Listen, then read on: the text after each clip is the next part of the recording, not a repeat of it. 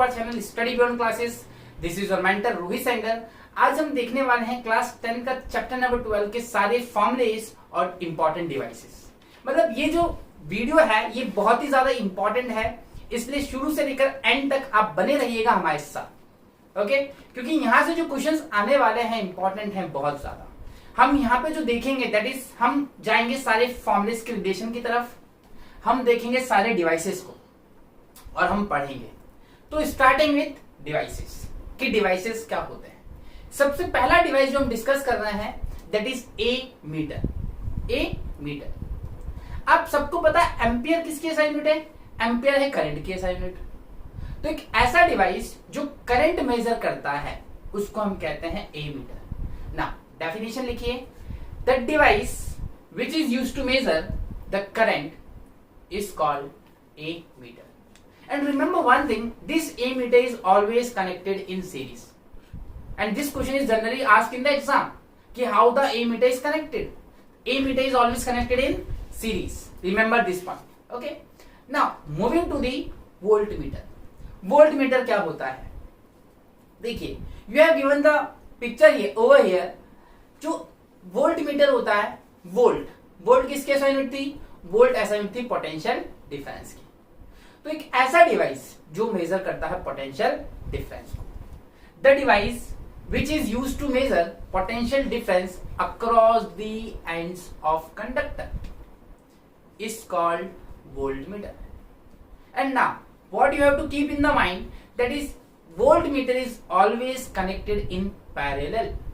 ये हमेशा पैरेलल में कनेक्ट होता है।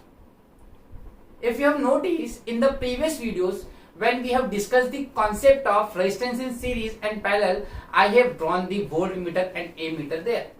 मैंने आपको बताया था कि वोल्टमीटर और एमीटर को कैसे कनेक्ट करता है। तो ये दो डिवाइस समझना है। आपने पहला देखा ammeter, then we have gone to the voltmeter. दोनों कैसे कनेक्ट होते हैं? एमीटर कैसे कनेक्ट हुआ सीरीज में, वोल्टमीटर कैसे कनेक्ट हुआ पैरेलल में। Now moving to the rheostat. अब ये रियोस्टेट क्या होता है? ये रियोस्टेट भी एक डिवाइस है जिसका काम है करंट को मेजर करना। अब करंट को तो मेजर करता है ऑफ वेरिएबल रेजिस्टेंस, मतलब यहां पे रेजिस्टेंस में फ्लक्चुएशन आ सकता है लेकिन करंट को मेजर कर लेगा ये। ठीक, इट मेजर दी और the device which is used to measure the current of variable resistance. तो ये चीज समझ में आई। ये रियोस्टेट है आपका, जो आप देख रहे हैं यहाँ पे टर्मिनल्स दिख रहे हैं दो, उसमें सॉकेट्स को कनेक्ट किया जाता है। एंड आई विल एडवाइस, अगर आपको चीजों को बहुत अच्छे से समझनी है तो मैंने कोशिश की है यहाँ पे आपको एनिमेटेड फॉर्म में प्रेजेंट करने की।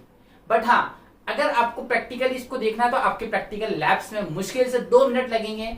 आप अपने फिजिक्स के लैब में जाइएगा, सर से परमिशन लीजिएगा और उनसे बोल दीजिएगा सर हमें ये डिवाइस दिखा दीजिए। और एक बात ध्यान रखिएगा, जब कभी भी डिवाइस होते हैं तो इनमें काउंट होता है। That count is called least count, minimum value।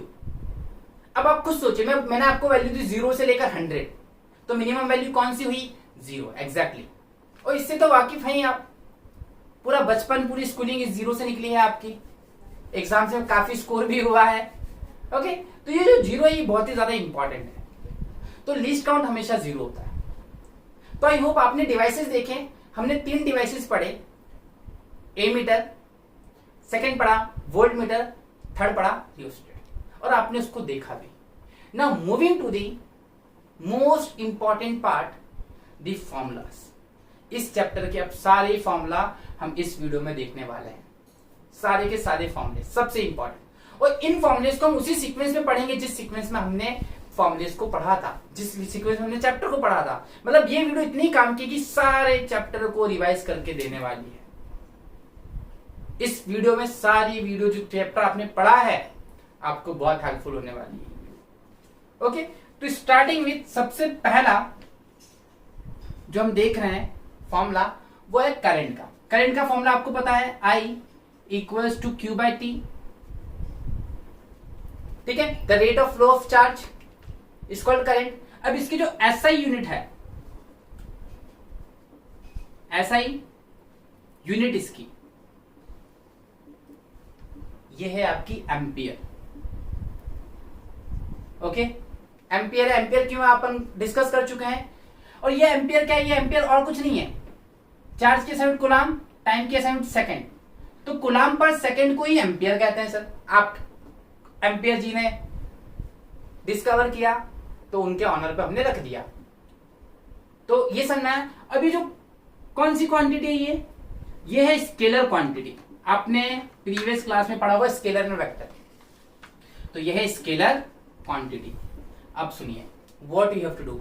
अगर कभी भी फिजिक्स में फॉर्मुलेज आते हैं या डेफिनेशन आती है किसी कॉन्सेप्ट की जिसमें फॉर्मूला है, तो पहले डेफिनेशन लिखिए, फॉर्मूला लिखिए, उसकी SI यूनिट लिखिए, उसकी क्वांटिटी लिखिए। ये क्वांटिटी फिजिकल क्वांटिटी है, P quantity means physical quantity. तो कौन सी क्वांटिटी ये? स्केलर, मतलब यहां पर डायरेक्शन की नीड नहीं है। आपको MCQ में पूछ सकता है। और एक चीज मैं बता दूं, सारी की सारी इस चैप्टर में जितनी भी चीजें पढ़ने वाले हैं, जितनी भी क्वांटिटी, आंख बंद करके सारी की सारी स्केलर होने वाली है। तो ये चीज नहीं क्लियर? मतलब मैं जितने फॉर्मुले लिखूंगा सब क्या है? स्केलर है।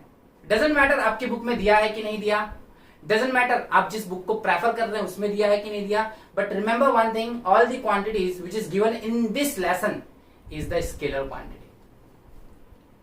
Now potential difference. Potential difference क्या था भाई? एक चार्ज को उठाना, जितना वर्क किया, that is called potential difference. तो V equals to W upon Q। V equals to W upon Q। तो इसकी जो SI यूनिट थी, किसने दिया था इसको? वोल्ट साहब ने। तो इसकी SI यूनिट थी वोल्ट, और ये वोल्ट कुछ नहीं था, ये वोल्ट वर्क की SI यूनिट क्या है? जूल पर कूलम। इसी को हम कहते हैं वोल्ट, इसी को हम कहते हैं वोल्ट। ये चीज हमने देखी थी। फिर हम तीसरे नंबर पे जो पहुंचे थे, हम पहुंचे थे Ohm's law, V equals to IR। Okay, तो यहां से मैं R निकाल लेता हूं क्योंकि V आपको पता है, I पता है, तो V by I equals to R। ये निकल गया रेजिस्टेंस का फॉर्मूला। इसकी SI यूनिट क्या थी? ओम्स अंकल ने दी थी, तो ओम्स अंकल के नाम पे रख दिया अपन ने ओम। ठीक, अच्छा ये कौन सी क्वांटिटी होनी चाहिए सर? खुद सोचो। ये भी स्केलर है, ये भी स्केलर है, तो ये दोनों मिलकर क्या बनाने वाले हैं? स्केलर। रेजिस्टेंस भी कौन सी क्वांटिटी है? स्केलर। इतनी बात समझ में आ गई आपको? और मैंने एक चीज अभी आपको फिर बोली थी कि ऑल दी फॉर्मूलाज और all the quantity which we are discussing in this video और we have already discussed in this chapter are scalar quantities। ये ओम्स लॉ की बात हो गई। अब बात करी थी हमने पावर की। सर पावर क्या था? Work by time. अच्छा, पावर की SI यूनिट क्या पढ़ी थी अपन ने?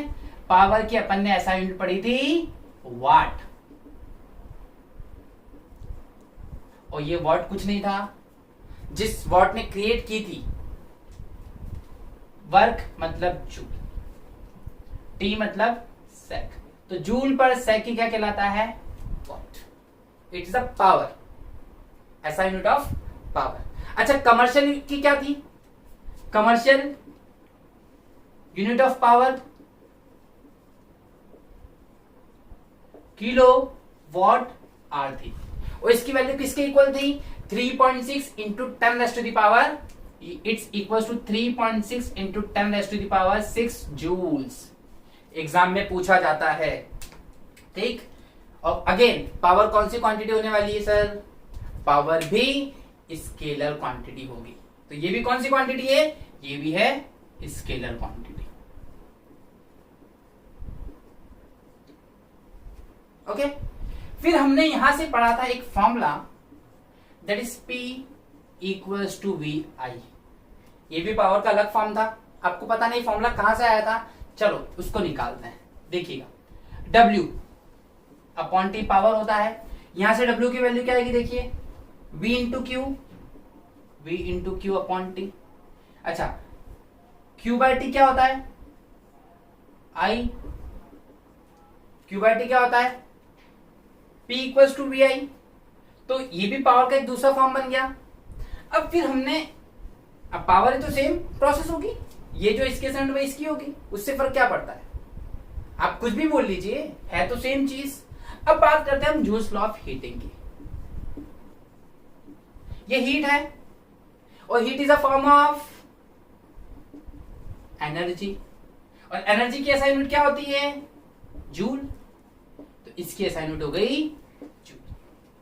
जब इसकी SI यूनिट जूल हो गई, प्रैक्टिकल समझिएगा, आप यहां देखिए जूल, पावर, ये सब क्या है?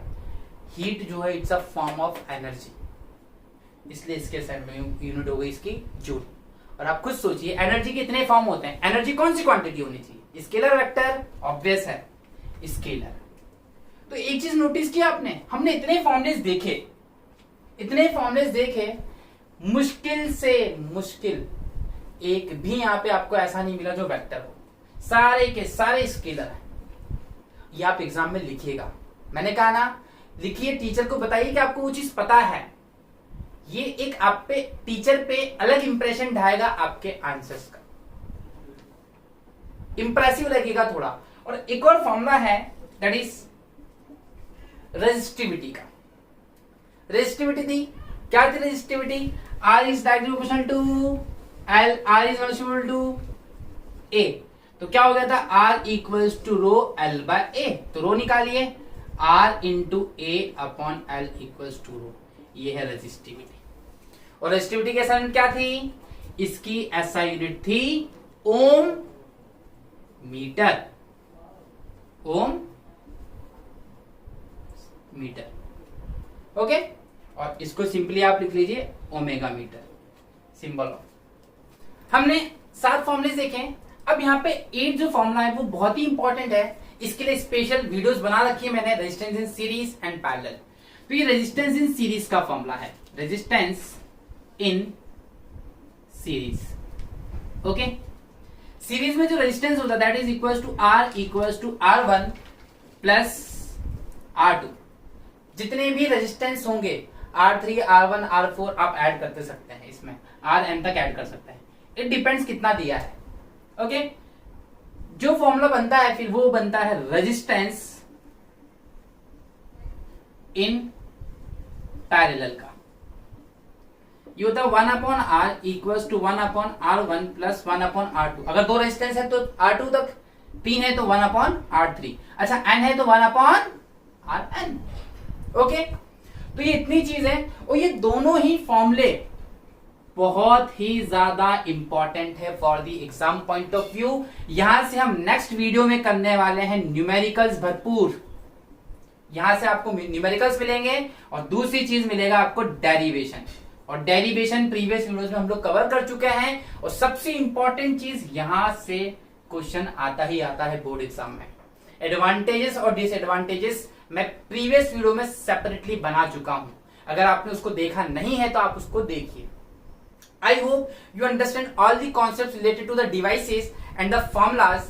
आप मुश्किल से 14 से 15 मिनट की वीडियो में आपने देखा कि कैसे सारी चीजें एक दूसरे से इंटरकनेक्टेड है और लिंक है। I hope you enjoy the video। Thanks for watching and please don't forget to subscribe our channel। Thank you।